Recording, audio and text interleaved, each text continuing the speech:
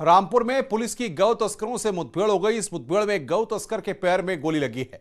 इसके बाद पुलिस ने उसे गिरफ्तार कर लिया। हालांकि दो गौ तस्कर मौका पाकर फरार हो गए। घायल गौ तस्कर ने माफी मांगते हुए आगे से गोकशी न करने की बात कही है। घायल गौ तस्कर के पास से एक तमंचा, एक गोवंश और गोकशी के इस्तेमाल सामान जब्त किए गए हैं।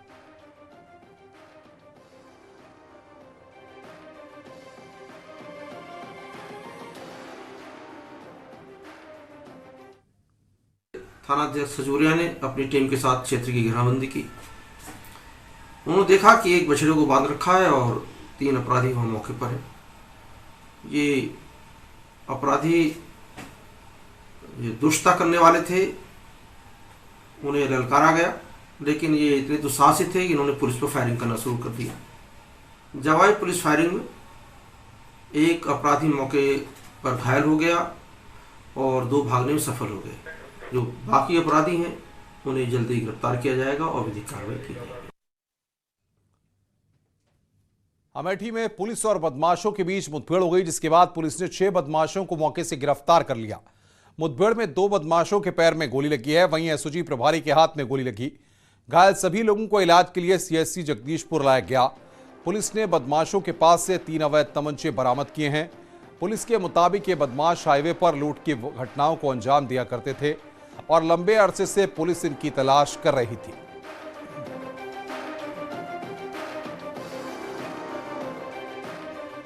सूचना पर एसओजी टीम और जगदीशपुर की टीम, मुसाफिराना टीम ने उस गाड़ी को रोकने का प्रयास किया तो पुलिस टीम पर उन्होंने फायरिंग कर दी और भागने लगे।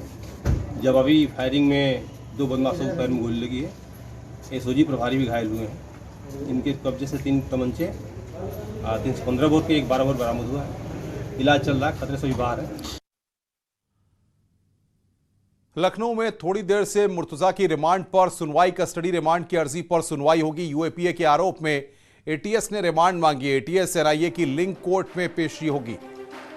मुर्तजा पर गोरखनाथ मंदिर में सिपाहियों पर जानलेवा हमले का आरोप है।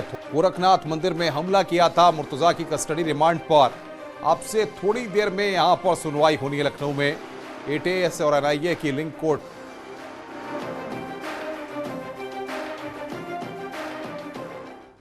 मथुरा के थाना सदर बाजार क्षेत्र की अशोक विहार कॉलोनी में उस समय हड़कंप मच गया जब एक बुजुर्ग का शव लहूलुहान हालत में उनके ही घर में पड़ा हुआ मिला।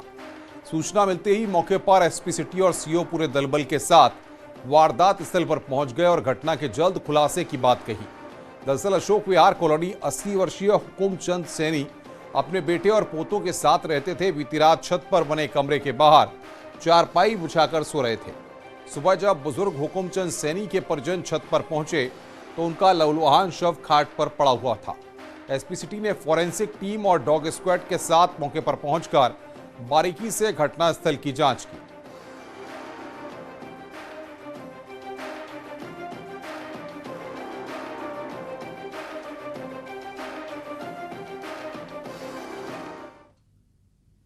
बड़ी खबर की बात करें, बदमाश शानू को पुलिस ने गिरफ्तार किया है। शातिर शानू पर चोरी के कई मामले चल रहे हैं। इसके चलते वो कई महीनों से फरार चल रहा था। पुलिस ने गैंगस्टर एक्ट के तहत कार्रवाई करते हुए शानू को गिरफ्तार कर जेल भेजा है। मामला कटरा इलाके का है, जहां पर पुलिस को पता चला कि वांटेड अपराधी शालू इलाके में सक्रिय है, जिसके चलते पुलिस ने घेराबंदी कर उसे गिरफ्तार कर लिया। नगर निगम है, वहाँ पर एक शहीद पार्क था, उसकी एक कैंटीन थी जिसको यहाँ के कुछ गुंडे लोगों ने जबरदस्ती तोड़ करके, और वहाँ पर एक कुआं बारा हुआ करता था हिंदुओं का, जो हिंदुओं की जमीन थी अर्थात कुआं था, उसमें विवाह शादी में कार्यक्रम हुआ करते थे, उस पर कब्जा करके और सरकारी जमीन को अवैध रूप से कब्जा करके वहाँ पर एक इमारत खड़ी की और इमारत खड़ी करने के बाद में उसको मस्जिद का रूप दे दिया गया था।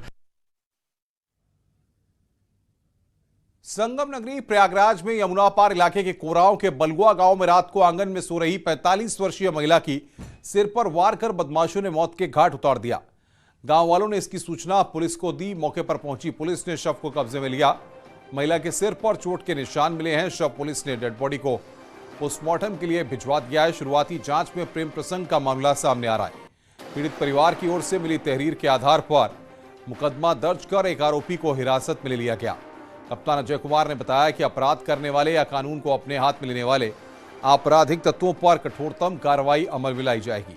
किसी भी दोषी को किसी भी सूरत में कतई बख्शा नहीं जाएगा।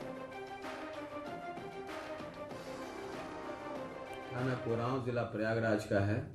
इसमें आज प्रातः 6 बजे पुलिस को सूचना मिली थी कि एक महिला का मृत शरीर उसके घर पे चारपाई पर पड़ा हुआ है। इस सूचना पर तत्काल पुलिस टीमें, फील्ड यूनिट, डॉग स्क्वाड एवं राजपत्रित अधिकारीगण मौके पर पहुंचे। जांच पड़ताल हुई तो पता चला कि महिला के सिर पर चोट के निशान हैं। शुरुआती छानबीन में प्रेम प्रसंग का मामला सामने आया है। महिला के मृत शरीर को तत्काल पोस्टमार्टम के लिए भिजवाया गया ताकि मौत का सही कारण स्पष्ट हो सके। इसी बीच परिजनों द्वारा तहरीर दी गई जिसमें एक व्यक्ति पर हत्या का आरोप लगाया गया है। तत्काल ही उस तहरीर को मुकदमे में दर्ज किया जा रहा है और उस व्यक्ति की गिरफ्तारी पुलिस टीमों के द्वारा अथक प्रयास करके कर ली गई है। पूछताछ जारी है।